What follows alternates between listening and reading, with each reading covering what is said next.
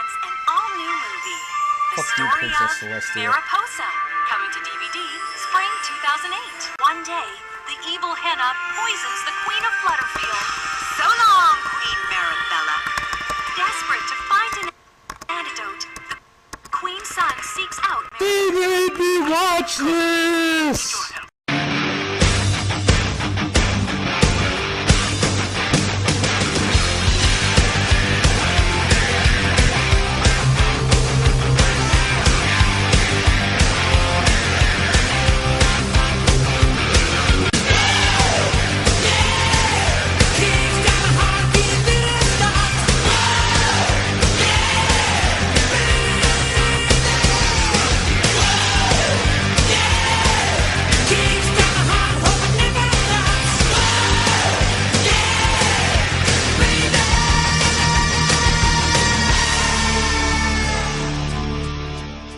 Hey dudes, Hardcore Kid here. Hardcore enough to review kid stuff. Today, we're going to be going back to the Stone Age. Back to the land of the dinosaurs. Back to the land before time. Don Bluth's 1988 animated film, The Land Before Time, is, in a sense, a timeless classic. It has likable characters, comedy, tragedy, suspense, and action.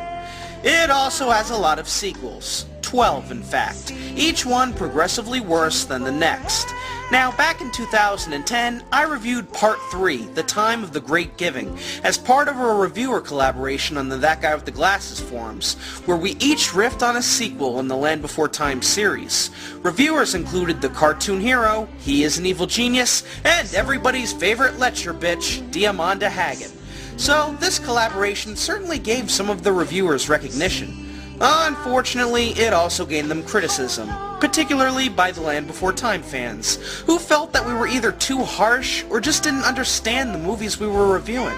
And in a way, they actually have a point. We didn't understand the obvious CGI, the out-of-character moments, the multiple plot holes, the tar. Oh god, the tar. There's enough tar in these movies to pave the entire Garden State Parkway.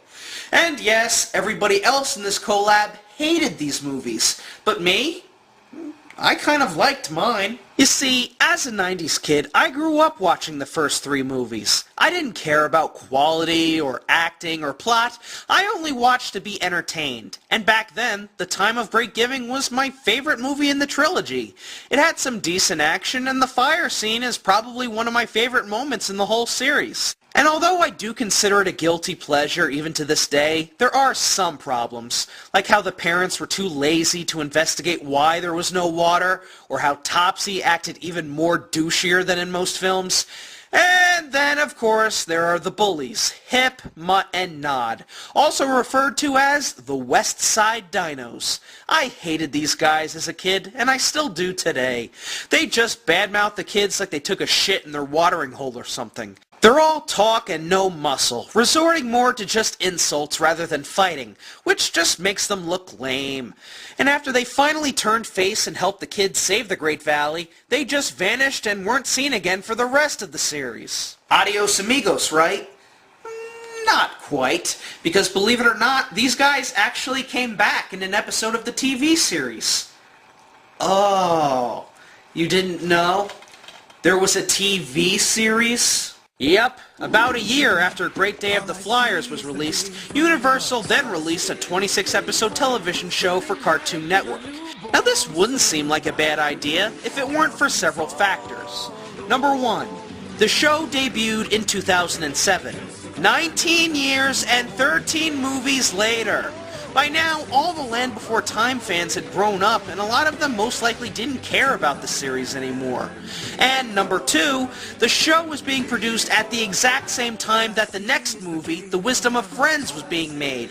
So the whole studio was going through production hell, trying to squeeze both a movie and a weekly TV show out simultaneously. Now, I have given Wisdom of Friends a watch, and you know what? It is so padded that it could have easily just been a regular 30-minute episode. Hell, most of these movies could have just been cut down to 30 minutes. Wouldn't that have been easier to do? I mean, imagine if DreamWorks decided not to make the TV show Dragons Riders of Berk right after the movie, and instead decided to release about 10 How to Train Your Dragon sequels spawning for the next 20 years, and then decide to make a TV show. Do you think people would even give a smeg about the franchise by then? But even if you forgive those problems, it doesn't hide the fact that this show is really bad. It's so bad that it makes the sequels look butch. Hideous animation, horrible voice acting, recycled songs, and the plot hole-ridden storylines. Also, something that kind of irks me is the reintroduction of Chomper. The last time we saw this little guy, he was living with his family on the mysterious island. Now he's somehow living in the Great Valley? Why? Because he was so popular with audiences that they decided to make him a main character? And then there's Ruby. I have no idea who she is or where she came from. I guess the creators thought there weren't enough female characters?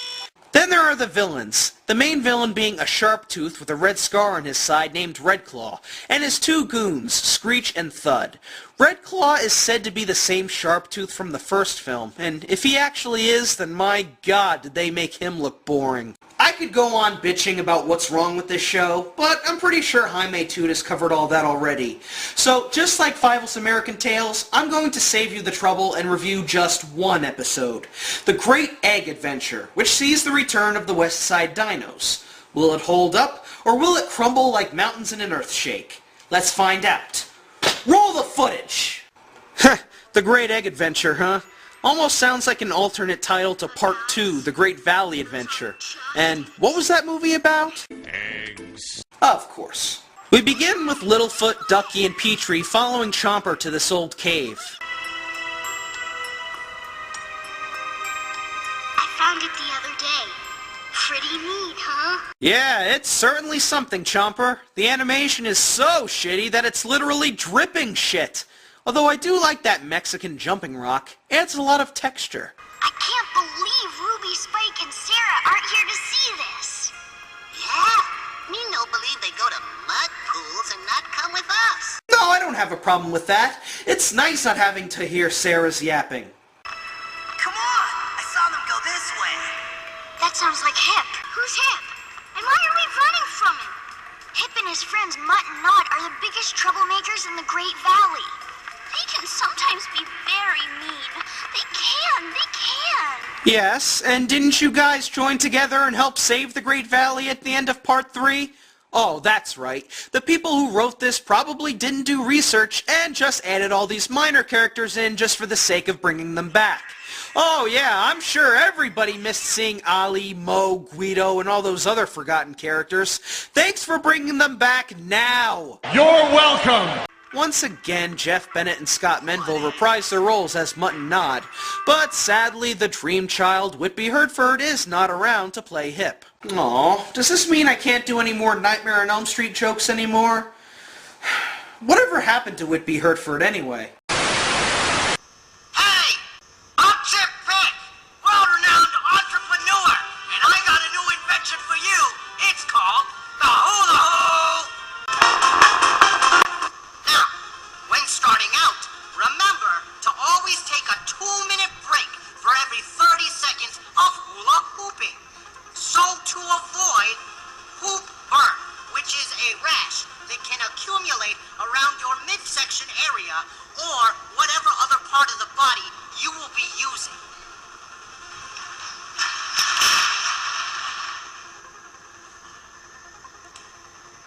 Broken arms are normal. I wonder, would dinosaurs be good at hula hooping? While in the cave, everybody discovers a nest of fast biter eggs. They're sharp-tooth eggs? Smash them! You can't do that! But we can't let sharp teeth eggs hatch near the Great Valley. It's too dangerous. Then let's move them as far from the Great Valley as we can. What if Egg's mommy come looking for them? I know! We can get the fast biter mom to run after Petrie here, then the rest of us will scram! Wait, Hip might be onto something. Oh no! I am? We can use the eggs to lure the mom away from the Great Valley. You gotta be crazy! You said it, Hip! Yeah, crazy!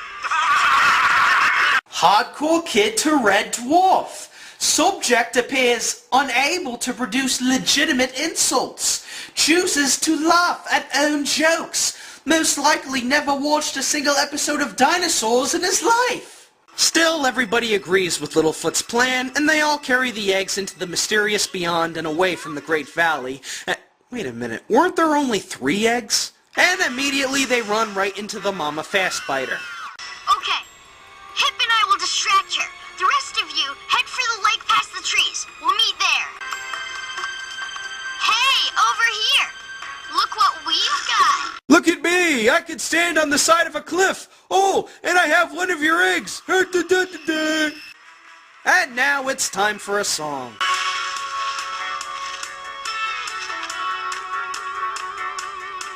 We all hurry now.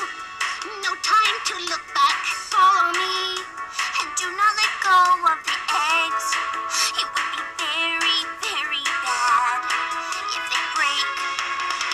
Well, I'm not sure. This idea's a good one. What if that Fastbiter Mom were to catch us? Why don't we leave the eggs right here and run? We are too close to home to leave them here. If they should hatch, they might find a way back to the cave. We must be brave and move these eggs. Or are you scared?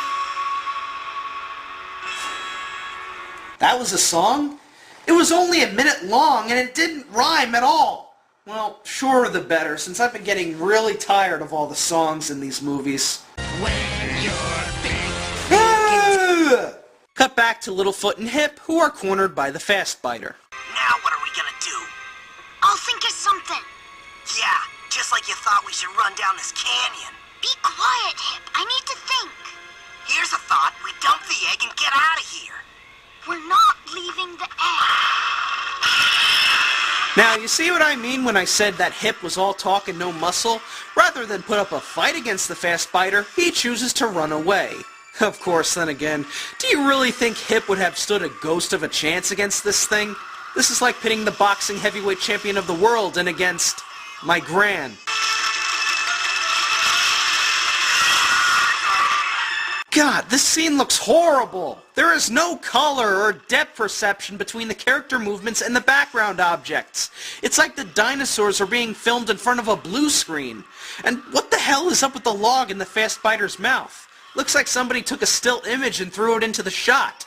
I know Cartoon Network had a lot of shitty programming at this point, but did any of them look as eye-rippingly bad as this? This is what my face looks like right now, people! So cut back to the other dinosaurs who have made it to CGI Lake. What that? Teleport! So now that the team is together, they have to split up again. Petrie and Ducky go with Nod, Littlefoot with Hip, and Chomper with Mutt. It'll be fastest if we go straight across the water. I'm, not a very good swimmer. Of course, hijinks ensue.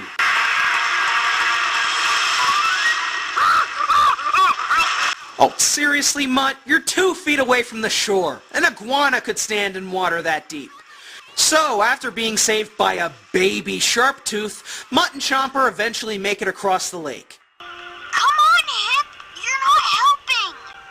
I am too. He's holding the egg on your back. That's not help enough. But hijinks strike again as the egg starts rolling down the hill. Ladies and gentlemen, I give you Land Before Time Pinball!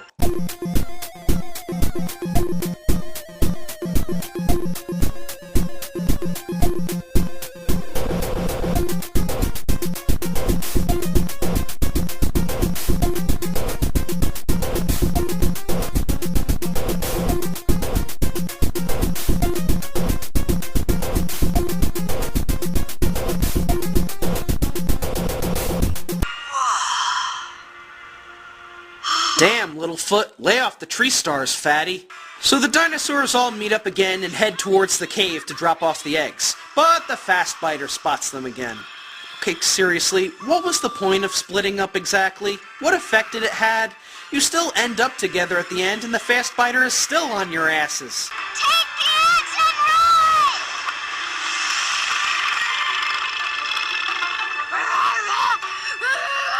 run! Ever wonder what Chomper is saying to the Sharp Teeth? Why do the Sharp Teeth even have their own language? I don't know, movie logic. So finally they make it to the cave. Yeah, play that same sound clip over again. I'm sure we'll understand him this time. Yay! Mama's going to get her baby. She is. Oh, that annoyance! Must destroy that annoyance! But just when it looks like the fast biter is going to have some ducky dinner, the eggs hatch. There really were babies in there. And they don't look that scary. Most babies don't. Please, wait until you've seen Honey Boo Boo. So the episode ends with the friends heading back to the Great Valley. I'm glad we went adventuring. You do not know how much I hate this song. Yeah, it sounds bad here, but it's made even worse when it's been sung in not just this episode, but 6 other episodes and one of the movies. Now, the DVD I currently own features 2 episodes, The Great Egg Adventure and Escape from the Mysterious Beyond. This song is in both of them. We have to go adventuring when our good friends need rescue. Why? What makes this song so good that they have to recycle it so many times? We're gonna go adventuring right now. We got to go adventuring now. And no, I don't want to go adventuring. I want to hula hoop. This episode sucked. This is what I mean when I said that it's not a good idea for a franchise to produce both a movie and a TV show at the exact same time, especially when the producers clearly have no idea what they're doing. The voice acting is stiff, the songs aren't catchy, and the animation, my god, Secret of Nim 2 didn't look this patchy. And can somebody please tell Ducky to shut the feck up? They can. It is. You did. It is. She does. Enough talking. Thank you, Hip! But seriously, as bad as Wisdom of Friends was, it seemed like the creators put a little more effort into that than the show, which is not a good thing, especially on a big television network like Cartoon Network. This is a show that could have had potential, and maybe have saved the Land Before Time franchise from becoming the sequel-happy monstrosity it is today. But no! The studio thought it was better to keep making all these direct-to-video sequels and profit off of them. Who cares about quality? We're doing it for money! Money, money, money, money, money! To be fair, the series did start to improve in the later episodes, but by then it was already too late, and the show wound up getting cancelled in early 2008. Thus, the Land Before Time franchise became extinct. But if you are a hardcore Land Before Time fan and still want to check the show out, then by all means, buy the DVDs. Right now there are 6 DVDs that cover 24 of the 26 episodes. I have no idea why they didn't make one for the other 2, but now I really don't care. So, now that I really have no use for this DVD anymore, what can I do with it?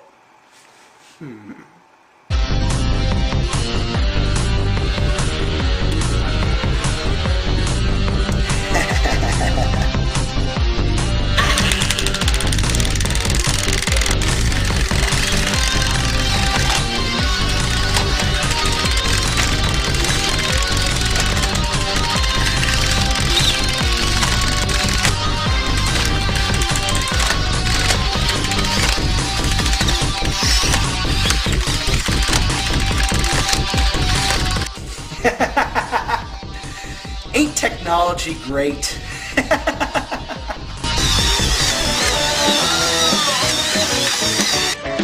Last night I had a crazy dream. I fell out of my bed. I missed the floor entirely. I fell through time instead. Through yesterday and history and unrecorded time. 100 million years flew by to Mesozoic times.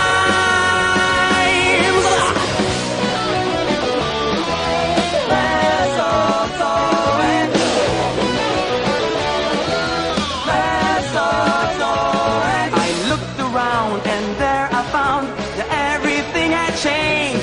The earth was full of animals, they all were very strange.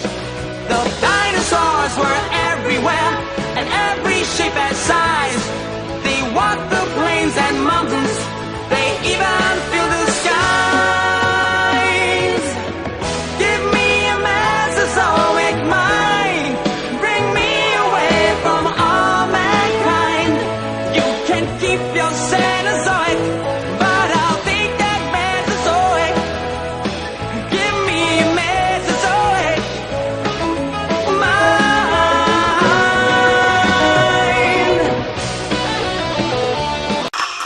I'm Chip Pick, and I'm a world-renowned entrepreneur. This has been Knowledge, and I hope you had a good time.